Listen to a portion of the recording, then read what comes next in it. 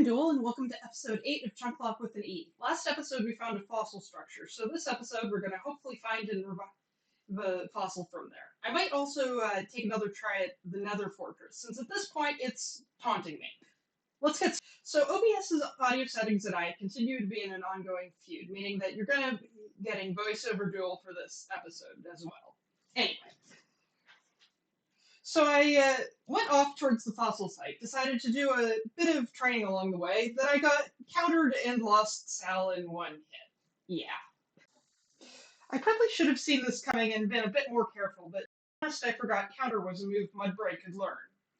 That is something that I will definitely remember going forward, though. Hard to forget something when it's a reason you lost a Pokemon. Now, I really needed that fossil more than ever. Which, of course, made it even more unfortunate when I went to the fossil structure and brushed up a fossilized bird. The thing about Gen 8's fossils is that you need 2 different fossils to revive any of the Pokemon. I had one, and unless I got uncharacteristically lucky with structure spawns, that was all I was going to get. It's definitely an interesting design, and I love how it's a nod to actual paleontology history, but it's definitely something that doesn't mesh well with ChunkLocke's extremely limited world, which I suppose is part of what makes the run a challenge run rather than a regular Cobblemon playthrough. I had 2 options for Plan B. Go back to the fortress and give catching a Pokemon without dying another try, or forge ahead through the snow plains to get to the ice spikes biome beyond it. Not wanting another Netherite, I picked the second option. A bunch of snowballs later, and do I mean a bunch, I got to the ice spikes and picked up a second Swinub, who I named Tribble Jr. What followed next was a lot of level grinding. Wanting a bit of a break from grinding levels, I decided to give the fortress another go. It ended with a ghast literally burning the bridge to it, which I decided to take as a sign to never go there ever again. It did mean having to keep a gimme ghoul I couldn't evolve on my team. With that, all that was left of this challenge was a lot of level grinding.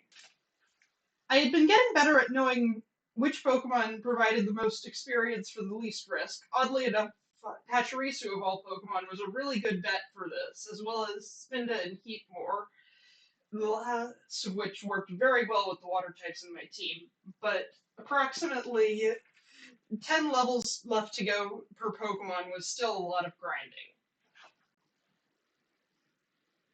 This thankfully happened with no more than a couple of near misses.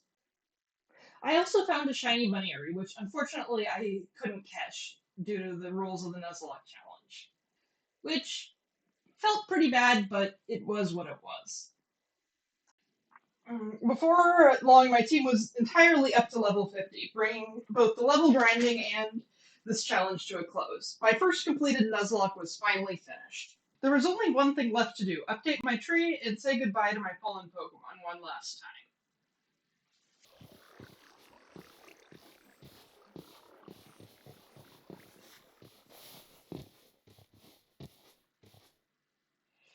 And this is for you, Sal. I didn't have you particularly long, longer than some, but shorter than others, but you were very good, and I wish that I had been a bit more careful.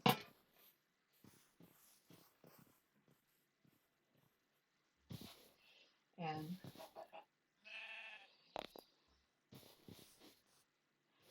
all of you,